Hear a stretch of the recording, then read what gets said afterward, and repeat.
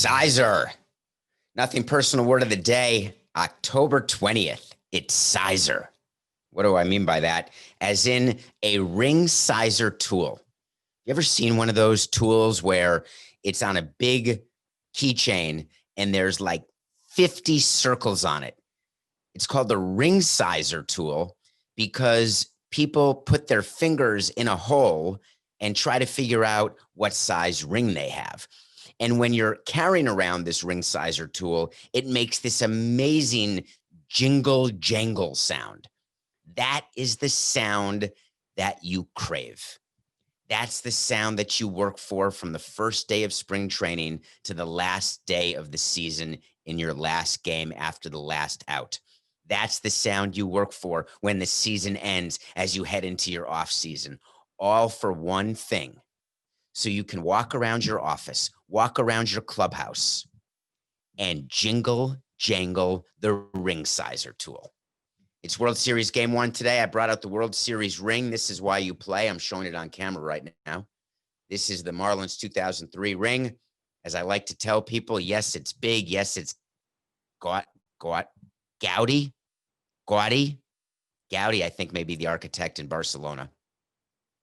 Gaudy and perfect. Did I ever tell you, Coco, and I went to the Hall of Fame with for Andre Dawson's induction in 2010, and they have a display of every World Series ring from the first World Series ring to the last World Series ring, and you look at them, and there's the Marlins ring in 03, and it just sticks out because it's the most beautiful ring ever. The whole process of Jeffrey designing the ring was insane. It's just, I have a bunch of wax rings that were given as part of a pitch to design the ring. In any case, so the ring is unbelievable. It looks better, I would say, on someone who's not 5'5". But that said, I love it. It actually hurts my knuckle a little bit because it covers almost the knuckle. But it's a pretty interesting ring. My finger's sort of swollen right now. But if you take it off and look at it, it's got tons of different detail. But I will never forget the sound of the ring sizer tool that is used when you go to every person's desk. And Jeffrey was very generous, our owner. Everybody got a ring. There were different classes of ring. The players got class A, and then there was some players got a B ring. I've told the story of Toby Borland and his B ring and the grievance that he filed because he wanted an A ring. I told you about the ring rules that Larry Beinfest and I came up with and Jeffrey approved, and everyone thought we were crazy, except now every team has ring rules. Our ring rules were so thick, it was insane, based on service time, based on appearances, based on time on the roster, for employees, based on when they were working for the Marlins in the front office, where they were in terms of what their title was. In any case, it doesn't matter because no matter what kind of ring someone got, and everyone got a ring, even the Canadian partners who we had who were Expos fans who were forced to come with us to Florida and own the Marlins, we sent them rings. They sued us and lost. I thought they'd give the rings back. You know what? If you're listening, Steve Bronfman, where's your ring? I want it back. Probably sold it. Maybe he wears it. Can you imagine these big time Expos personalities and titans of industry in Montreal walking around with a Marlins ring? Makes me laugh. So you go around from desk to desk, and the feeling when people are getting their ring sized and the look on their face, it's almost better than winning. It's not, but it's almost better. And the players, when they were being sized, it was incredible. They were, it just feels good, right? The clubbies were going around and we were writing down what everyone's ring size is.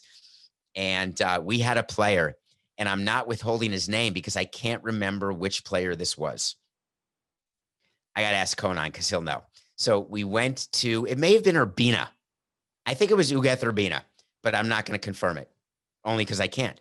So we went to size him, and he put it on his thumb. And his thumb is bigger than his ring finger in terms of width. And he sticks his thumb in, seemingly as though he had done that type of action before. And he got his ring size, and he was asked, why are you sizing it to your thumb? Are you going to wear this ring on your thumb? And his answer was, well, no, but I figure the bigger the ring, the more diamonds. Oh my God. I said, Oogie, the only thing that changes with your size of your finger is the hole, not the face of the ring, just the hole where you put the finger. He didn't believe me. He still got a thumb ring.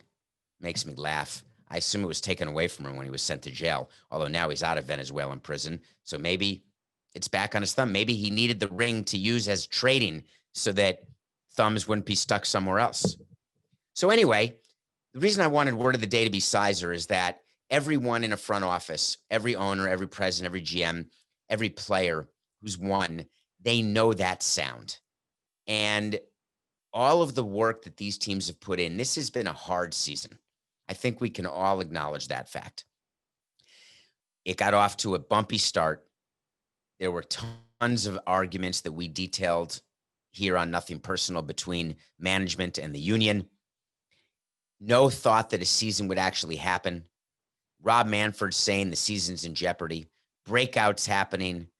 Bubbles forced to happen for the postseason. But we've done it. We are here for game one of the World Series tonight, October 20th.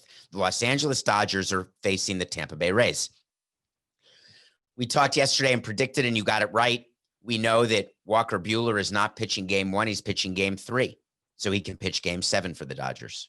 We know that Charlie Morton is not pitching game one. He's pitching game three, so he can pitch game seven for the Rays. So it was logical that the Dodgers would choose Clayton Kershaw to pitch game one because he didn't have to make an appearance in the championship series in relief. He is well rested and ready to go. The Rays had a decision. They could have gone with Blake Snell or they could have gone with Tyler Glasnow. They end up going with Tyler Glasnow. He's the man who, as you know, can pitch on 2 days rest, on 3 days rest, on regular rest. He can go 40 to 100 pitches. He is that, he's the player who looks like Coca. Do you remember the movie with Justin Timberlake and Amanda Seyfried, where if they run out of time, I think it's called Out of Time, and they have a time on the whole currency in the world is time. Anyway, there's a timekeeper who goes after Justin Timberlake. That's who Tyler Glasnow looks like. And Coke is telling me he just watched that recently. It's actually a very good movie, but the timekeeper and Tyler Glasnow look exactly alike. So tonight we're going to see what happens in game one. What's at stake in a game one of a World Series? Back in 2003, my experience with the game one of the World Series, we took the field for batting practice. We had just beaten Chicago a couple days earlier, and we are in batting practice, and the Yankees are playing in the Jumbotron. No music. Often you play music for the visiting team, but you play slow music. We would always play like Barry Manilow type music when the other team was hitting, and then pump up music when we were doing batting practice, like EMO. Is that a kind of music? Electric Light Orchestra, ELO, dance music, EDO, EDM. Anyway, so the Yankees were not playing any music. Instead, they put on their Jumbotron videos of Yankee mystique and Yankee dynasty, trying to psych us out. And they were showing all of the championships the Yankees had won and all of the great plays in Yankee history, from DiMaggio and Mantle all the way up to Mariano Rivera, who was there still, obviously, and Derek Jeter, et cetera. But our guys were not intimidated. They weren't even looking at the board. They were pretty loose. Jack McKeon kept the team loose. And the key when you are going into a game one, if you're a team like the Tampa Bay Rays and you don't have any playoff experience, you're going against a team that has been to the World Series, I want to say, 2 out of the last 3 years, or 1 out of the last 3 years.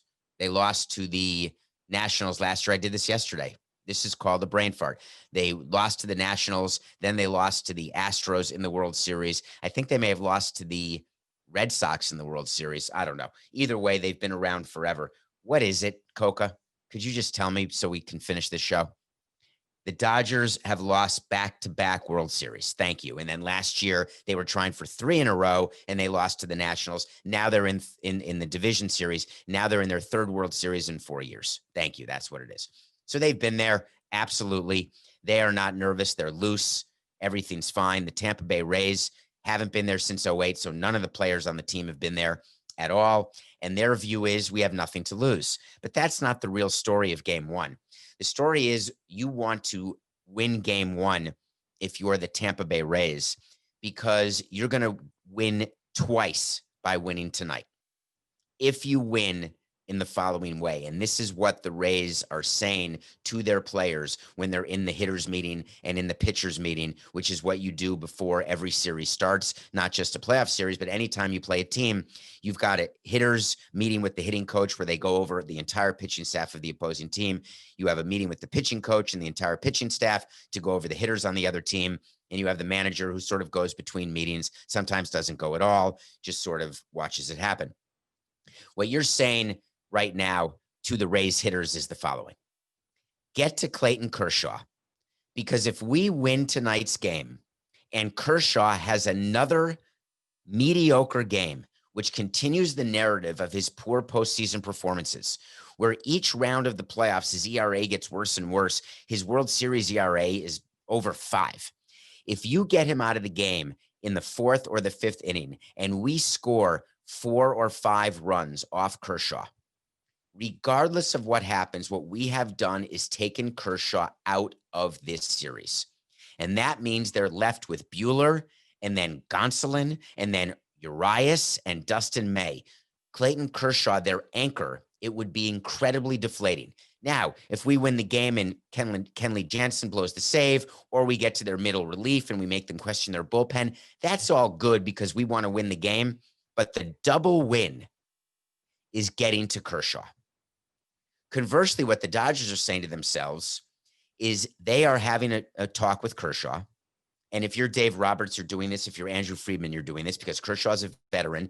Some players you can't talk to the day they pitch, the day before they pitch. They're just sort of in their own zone. But you are telling Kershaw, listen, we're going to get you this ring. Don't put this on your shoulders. Do not take the previous years and anything that happened on the mound in the playoffs with you to the mound tonight in Arlington. Do not believe that this team needs you to go 7 shutout innings tonight. We've got your back.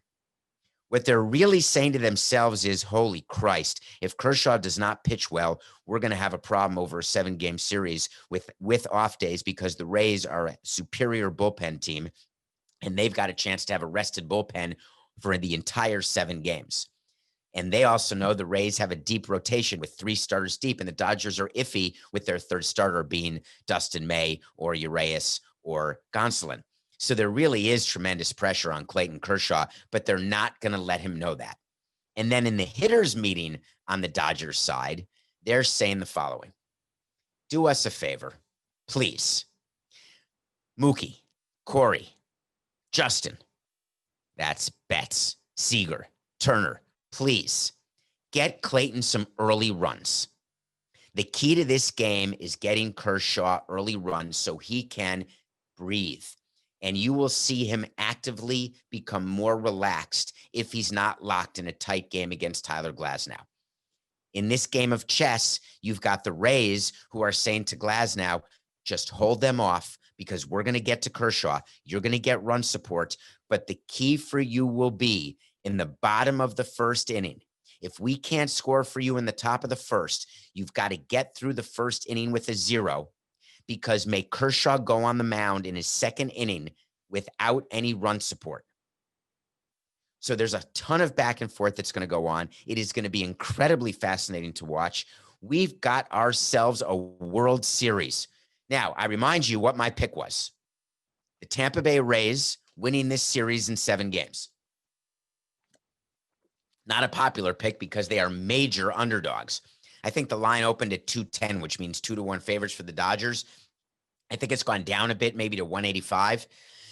But it just shows you that people believe the Dodgers and their depth, that it's finally their turn to win after losing back-to-back World Series. Well, the nothing personal pick of the day is going to be the Rays. The Rays are not favorites in game 1. Take the money. Rays will win game 1. I really feel that. It doesn't mean anything for the rest of the series. I was thinking about our game 1. We had scored a run in the top of the 1st, 3 batters in, when Pierre got on base, Castillo got him over, Pudge got him in, and we were up 1-0 before the Yankees had even settled down, before the fans had gotten to their seats. I remember sitting there. I was sitting on the outfield side of 3rd base during the World Series games in Yankee Stadium. And I remember after we scored a run And I looked around and there were still fans coming into the ballpark. And that made me smile because I always loved it scoring early in New York or scoring early in LA because fans are late arriving. And I always love when fans come in and the road team's winning. So we are 29-23. The last pick we did was on Friday. Today is Tuesday. And as you recall, we had the Astros and the Dodgers winning on Friday. Now, that seems like a long time ago. And it was. We didn't get to the pick of the day yesterday. My pick of the day in the pre-show was the Arizona Cardinals. I just want to point that out, Coca. We didn't get to it, so I don't get to take credit for it. That's the second time we haven't gotten to a pick of the day. I'm sorry, Paige, but it's ridiculous. So the Cardinals did win last night against the Cowboys, by the way. So I had the Astros and Dodgers. We won 2, so we're 29-23. One pick tonight, Tampa Bay Rays. World Series time, baby. I'm excited. I mean, I hope the ratings are good, but I just hope that people give it a chance. I hope the series goes 7 games because there's nothing like it. It's weird, right? There aren't going to be a lot of fans. There are going to be 11,000 fans. It's different when you're not playing it at home. The crowd noise is different. I can't stand the pumped-in crowd noise. It sounds fake. It sounds crazy. They've gone to great lengths to make it sound natural, where literally they've met with the in-game entertainment MLB has, with the in-game entertainment departments of each team. They have had the in-game entertainment departments of each team give MLB the types of music they play during games, the types of noise that their crowd makes. So when you're watching the game tonight, what is interesting is when the Dodgers are at home, which they are tonight, even though they're playing in Dallas, they're the home team. They have home field advantage.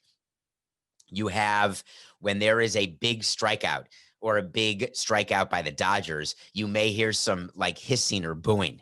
Makes me laugh. It really does. Okay, Coca, I think we have to tie a bow on the Houston Astros. The Houston Astros lost to the Rays in Game 7. It's been a very interesting run. It was their 4th straight American League Championship Series.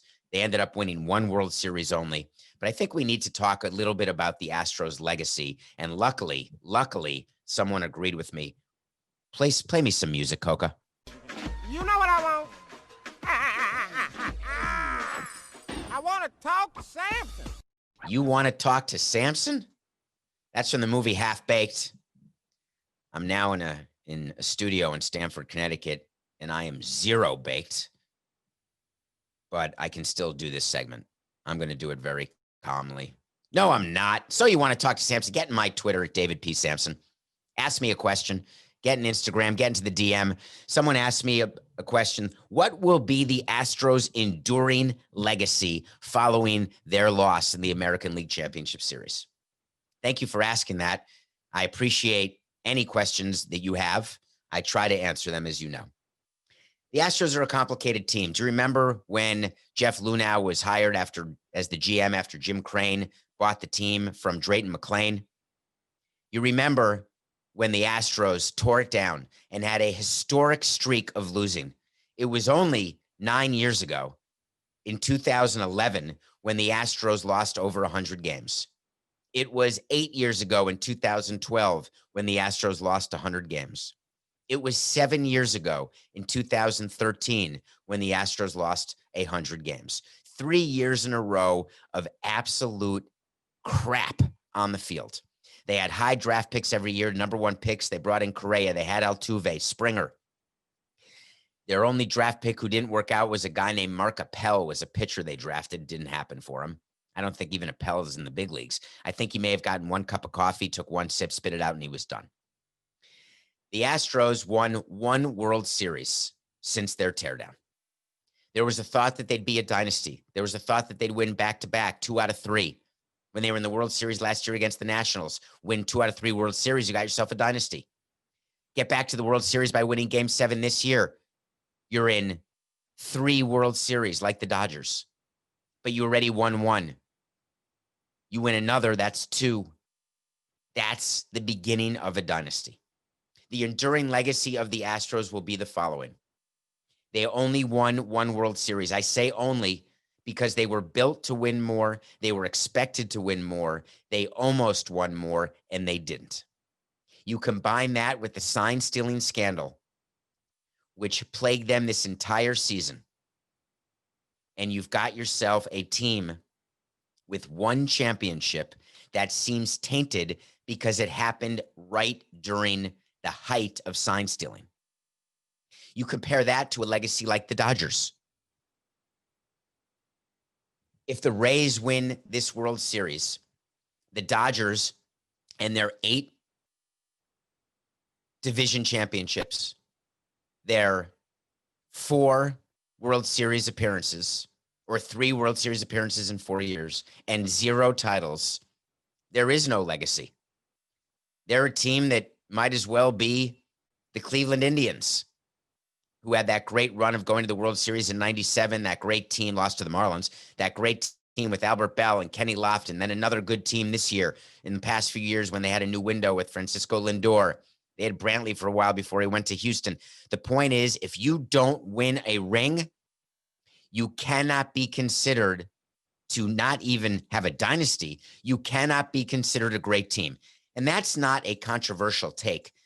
Rings are the only thing that matters, period.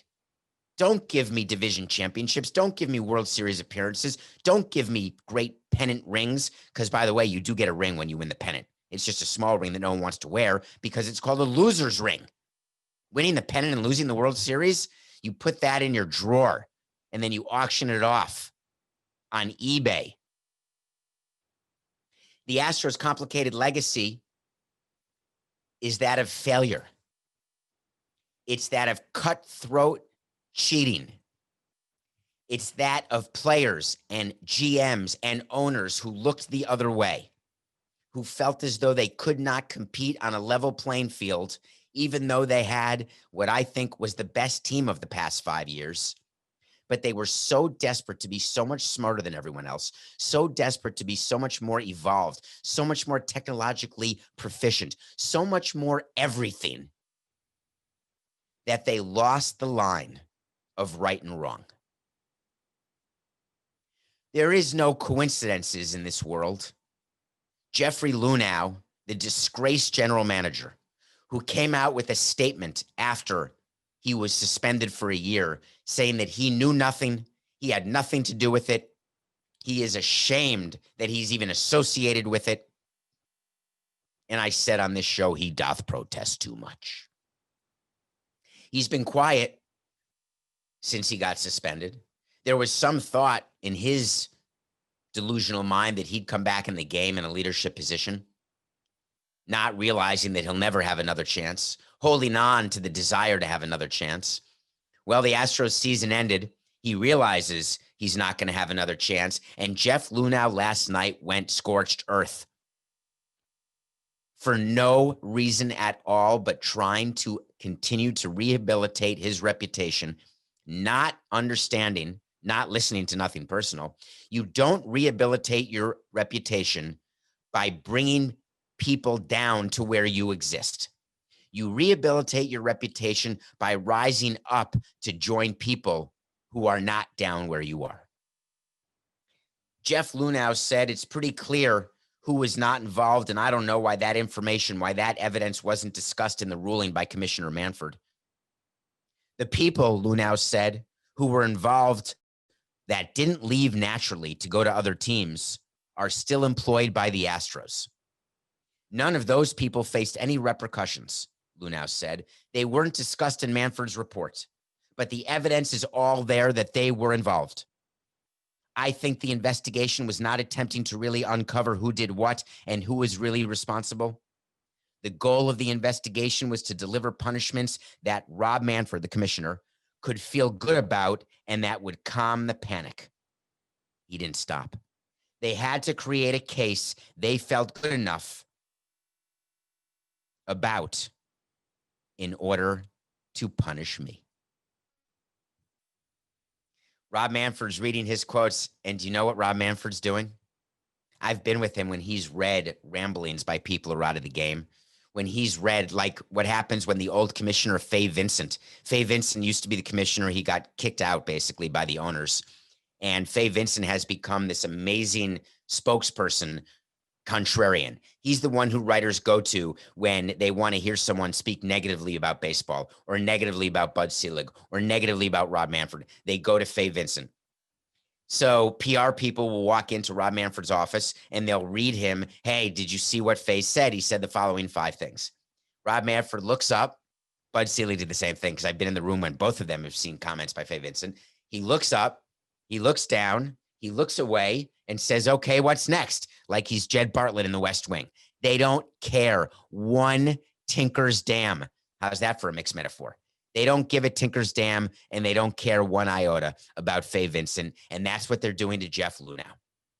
They literally could not be bothered with these statements. The reason I want to bring them out to you is I want to give you all an example of what not to do. You know me, I don't want to be back in the game, and I'm very honest about everything.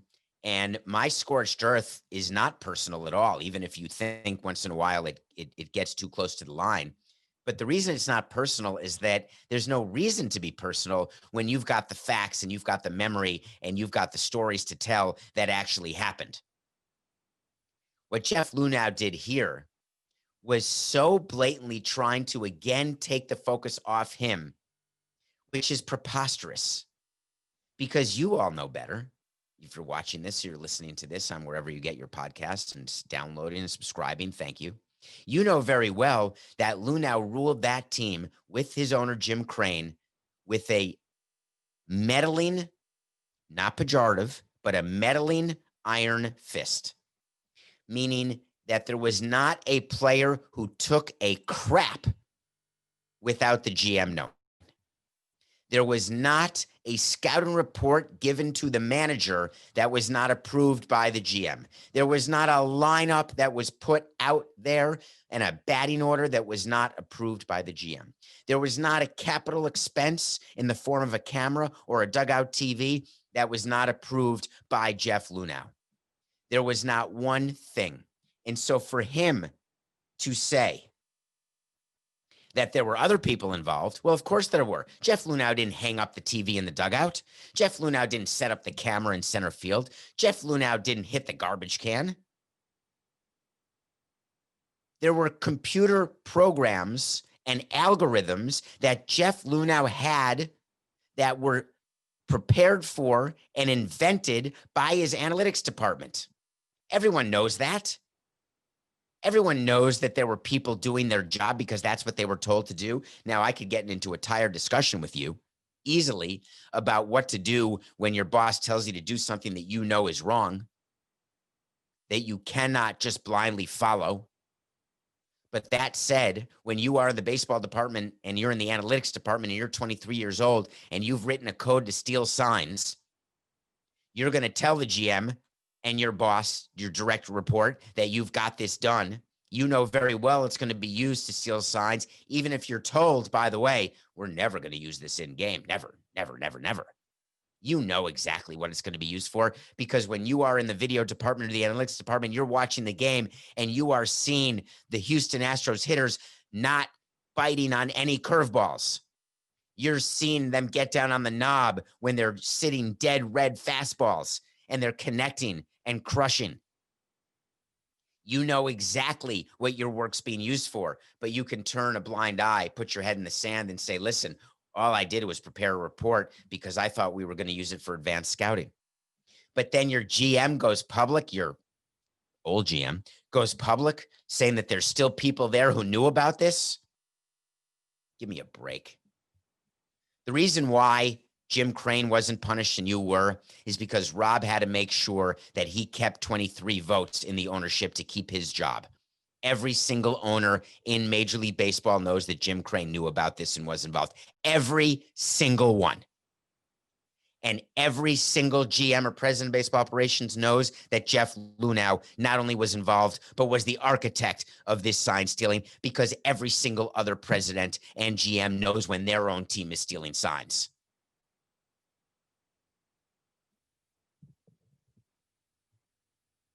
Their legacy. What is their legacy? Cheating and losing. Okay, when we come back, I had a listener who asked me to watch a movie, and I did. So we'll be right back. Welcome back to Nothing Personal. I get movie suggestions. I watch one every day. I get movie suggestions from listeners and from viewers on the YouTube channel, Nothing Personal with David Samson. I put them on a list. I can't get to everyone. I'll watch a trailer, and I'll try to watch as many as I can. So someone told me to watch something called Everybody's Everything. And it's a documentary about a singer, and his name is Lil Peep. So it's confession time. It's been 8 minutes since my last confession, but I must say I had never heard of Lil Peep. And I still wanted to watch it because I love musical documentaries and I wanted to learn. I love learning about things. Coca, why are you saying Lil? Does that mean he's not pronounced Little Peep? Is it literally Lil Peep? I don't think that's true, but anyway, it could be Lil. I think it's Little Peep, although he wasn't very short at all. Anyway, his name is Peep. It's Little Bo Peep, isn't it? Or is it Lil Bo Peep? It may be Little Bo Peep, come catch your sheep, and we'll be there for the slaughter. I don't think that's how it goes. What a sad story. I want to ask you all a question. Peep is dead. Spoiler alert. He died of an overdose. A little controversial, he died on his tour bus with his entire posse on the bus. They just didn't check on him for 4 hours. The documentary talks about what a good person he was. His name is Gus. Talked about what he did for everyone, how responsible he felt for everyone, how he shot to stardom as really a very confused person with a bad childhood. Who doesn't have a confused bad childhood? There is narration done by his grandfather in the form of letters to Gus. His grandfather sounds exactly like Brooks in Shawshank Redemption when Brooks is doing his narration. And I was taken by the following concept. When we are fans of athletes and fans of musicians, and we stand idly by and watch these musicians basically drive themselves to death, and we watch them as they are drug addicts and out of control, and we don't care because they're providing us entertainment. We don't care because they are living a life that we believe is glamorous. We believe it's exciting. My question for you is this. Would you want your child to have the life of Lil Peep? Would you want your sibling to have the life of Lil Peep? There's money, there's fame, there's fortune, there's misery, there's depression, there's drug addiction, and then there's death. Is it worth it? It's like a shooting star. Shooting stars are, to me, one of the most beautiful things in the sky. Incredibly bright, but then they're gone. They fade to black. So many musicians have died young. So many actors have died young.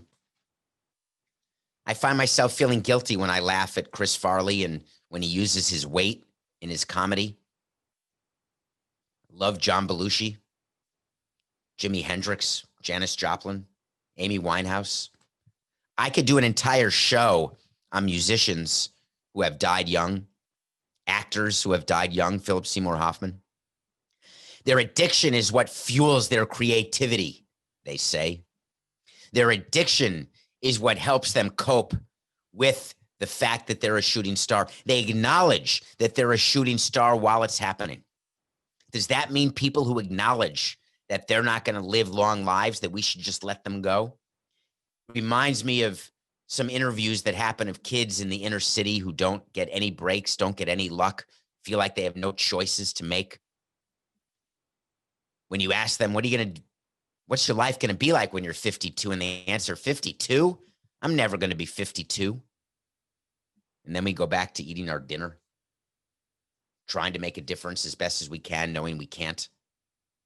I just had a hard time watching that documentary, Coca, because I felt that people talk to me about the 27 Club and all the musicians who died 27. People talk to me and want me to review things.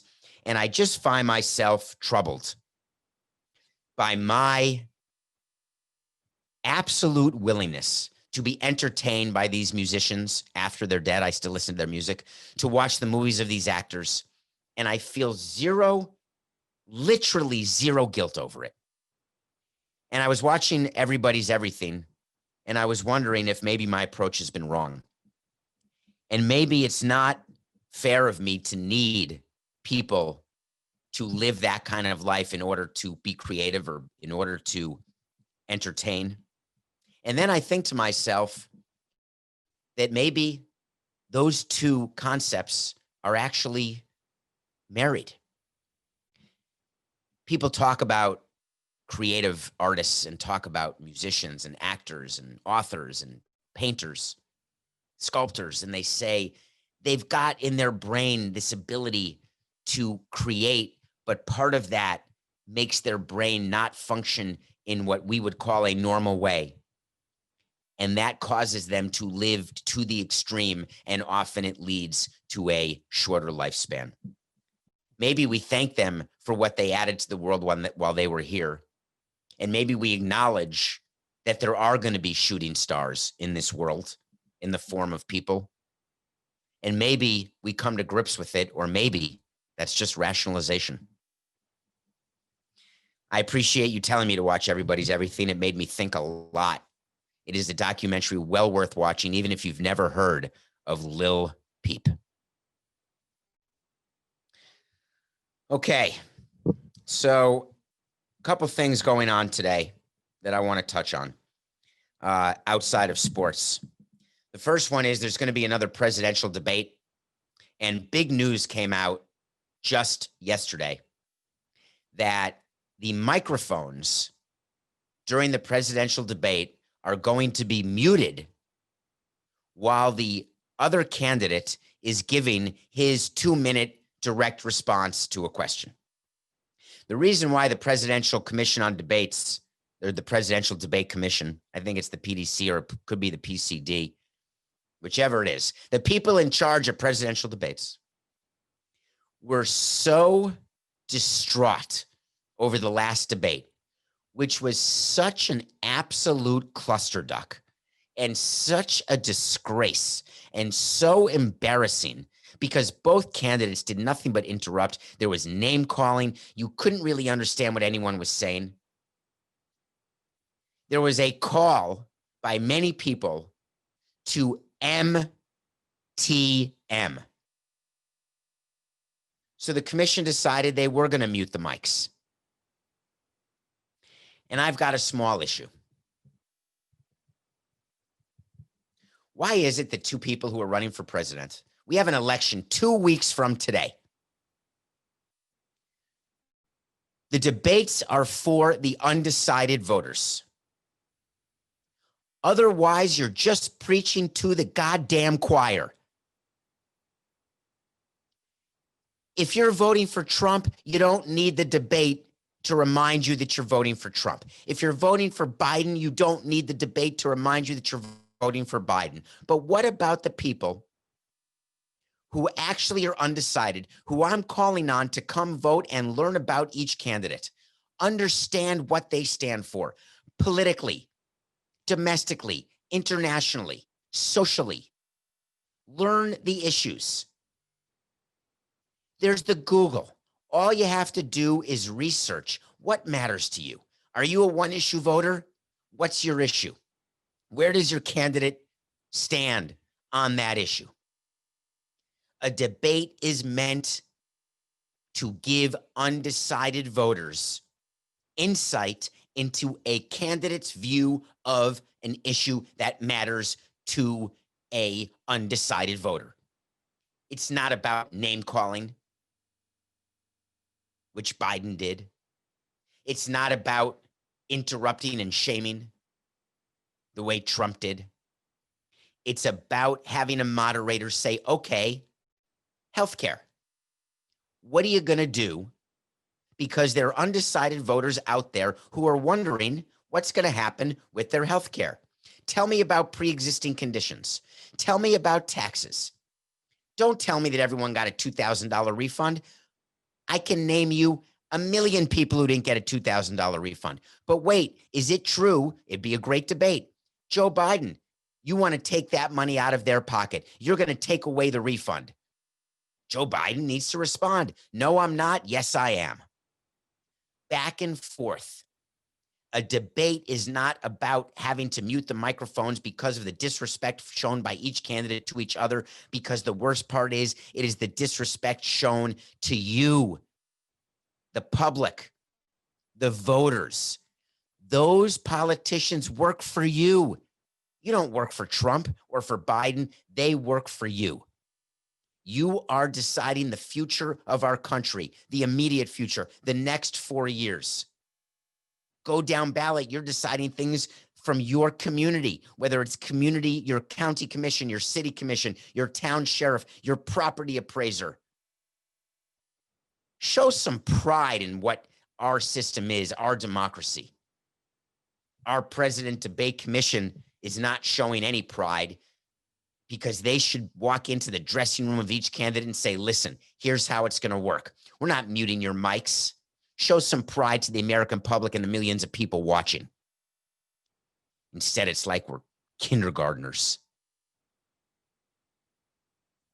And maybe we are kindergartners. Something happened yesterday.